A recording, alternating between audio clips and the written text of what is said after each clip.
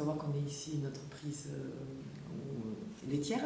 Nous transformons notre lait en fromage depuis une trentaine d'années maintenant.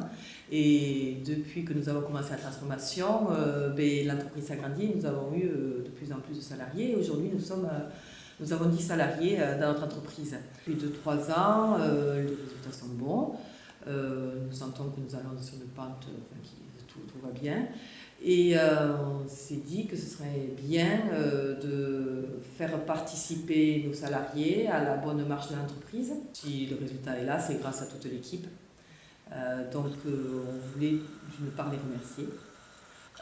D'autre part, on se disait que ça peut être motivant parce que pour nous, l'esprit d'équipe est très important, de travailler en équipe. Ça fait partie vraiment de notre volonté, de notre objectif d'entreprise, de bien travailler ensemble. Et donc, le fait d'avoir un intéressement global, d'un objectif global de toute l'équipe, nous paraissait bien cohérent avec ce que nous attendons de notre entreprise. Il y avait plusieurs possibilités, on pouvait tout simplement les augmenter, mais si jamais la pente va dans l'autre sens, après comment faire pour faire marche arrière? On ne peut pas faire marche arrière. Et puis c'est toujours pareil, on trouve qu'on paye toujours trop de charges salariales et l'accord d'intéressement permet justement de donner une prime à nos salariés sans charge, très peu de charges salariales, donc c'était quand même quelque chose, vous n'avez pas trop envie de passer à côté. Et tout le monde a l'intérêt de travailler ensemble, main dans la main, pour que ça fonctionne bien et tout le monde a y gagné. Donc ça, c'est une idée qui nous plaît. Nous avons rencontré notre conseillère d'entreprise pour parler de tous les objectifs d'entreprise.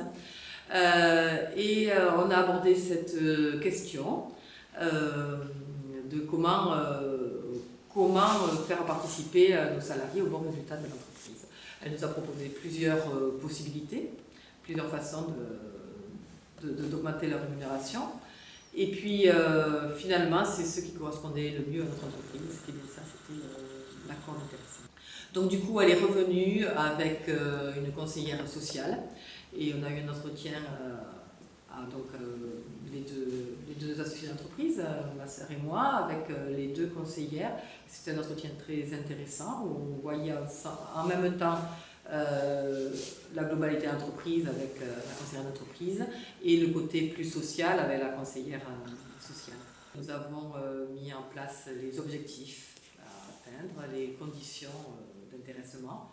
Et la conseillère sociale est venue à une réunion d'entreprise avec tous les salariés pour nous présenter exactement les objectifs de cette convention et pour la faire signer à tous les salariés.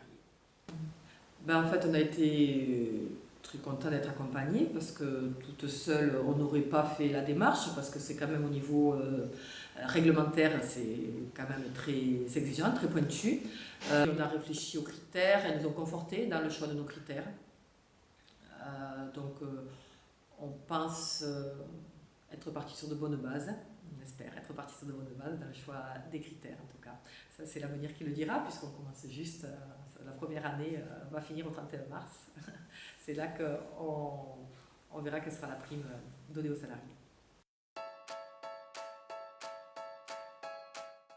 Alors la démarche a été premièrement bien présentée par l'organisme. Deuxièmement, comment l'ensemble des salariés l'ont perçu de façon positive, bien évidemment. C'est, je dirais, une récompense du travail engagé depuis des dizaines d'années.